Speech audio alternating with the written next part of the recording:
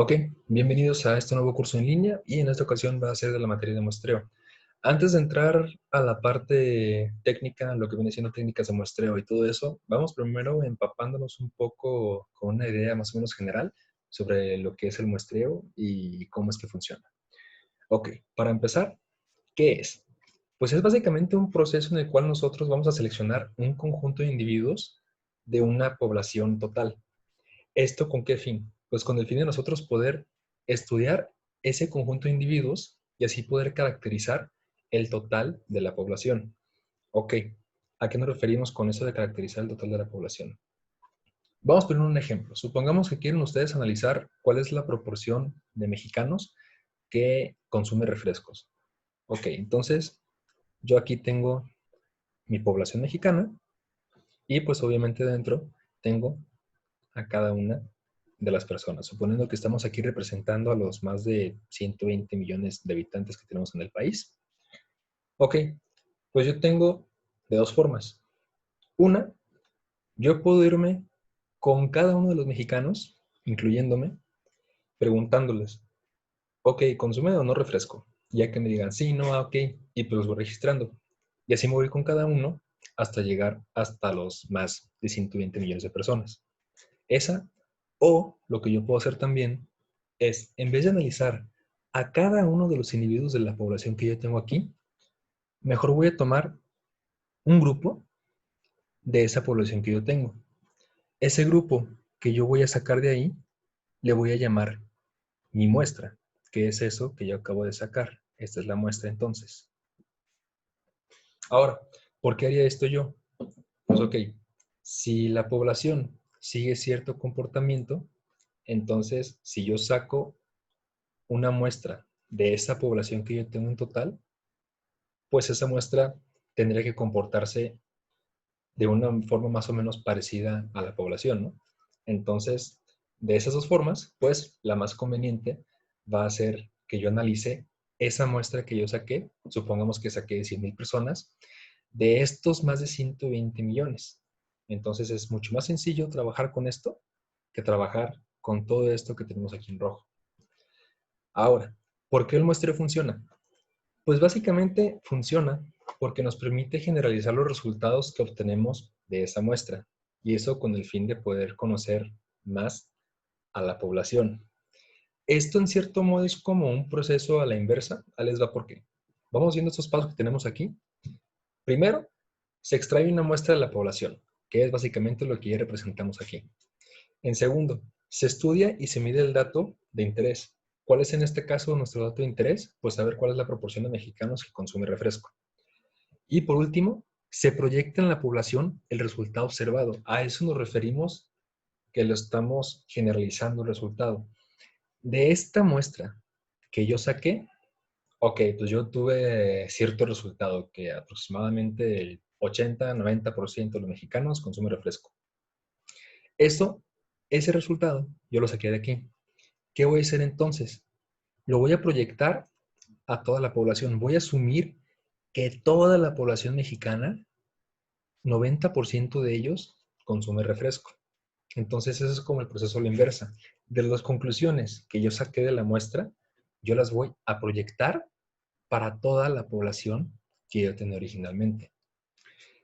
Obviamente, nosotros al hacer esto, pues no es como que lo estemos haciendo del todo perfecto, pues.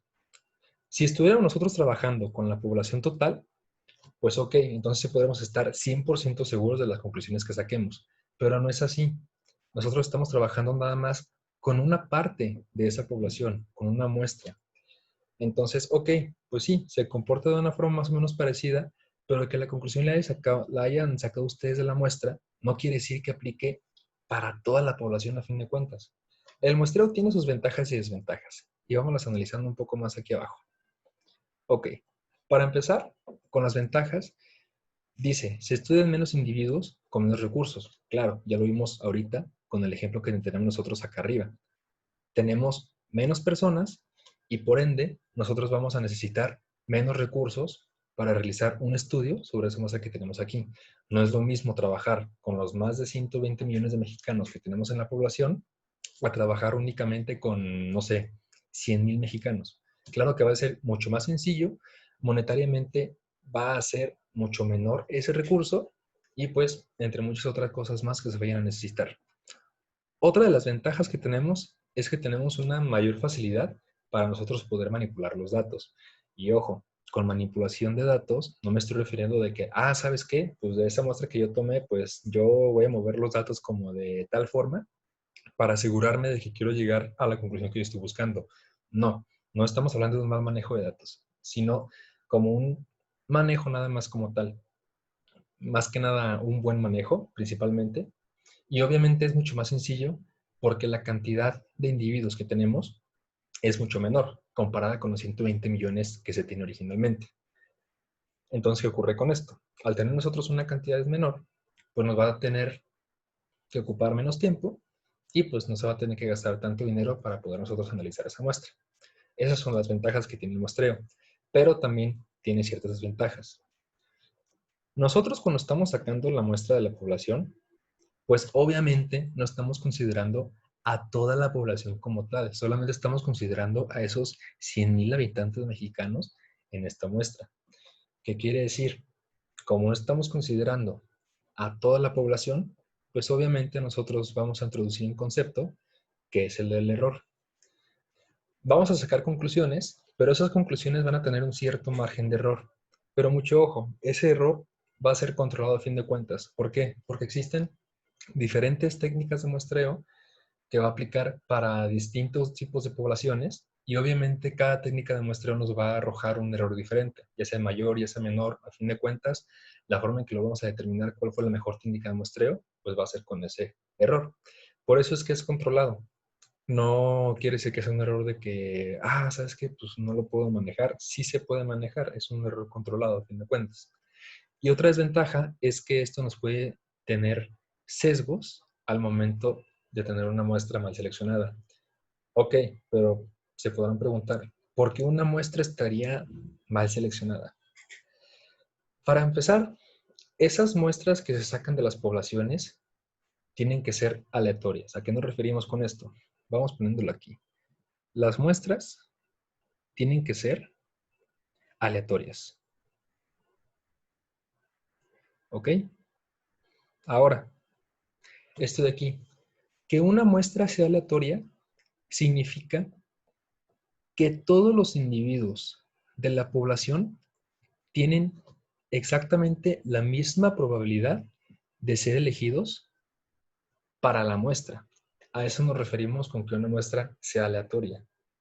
No es lo mismo que si yo salgo y digo, ¿sabes qué? Pues nada más voy a entrevistar a mis papás, a mis hermanos, a mis primos. Pues no, realmente no es una muestra aleatoria porque tú estás definiendo a quiénes vas a entrevistar.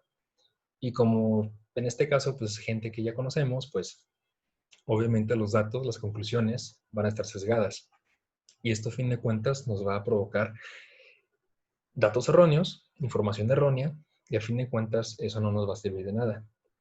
Entonces, eso es más o menos como una idea más o menos general del muestreo de una población que nosotros tengamos de cualquier cosa, no solamente tienen que ser personas, nosotros podemos sacar una muestra de tal modo que ese pequeño subconjunto de la población se va a comportar de una forma más o menos parecida a la población original.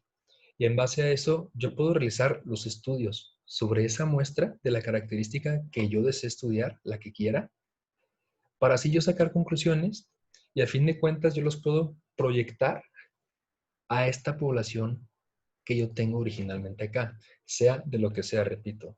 La población no tiene que ser necesariamente de personas. Entonces, a fin de cuentas, eso es el muestreo.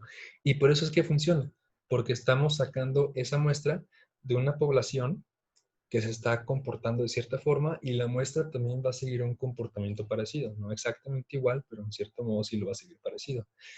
Esa es una idea más o menos general del muestreo. Y pues hasta aquí realmente queda la explicación. Espero que quede un poco más claro más o menos de lo que va a constar la materia. Al principio va a ser un poco más teórico, porque sí quiero que les quede en claro a qué nos referimos con esto del muestreo. Entonces, van a tener una tarea, son unos cuantos conceptos, no están tan complicados. Y hasta aquí esta parte entonces.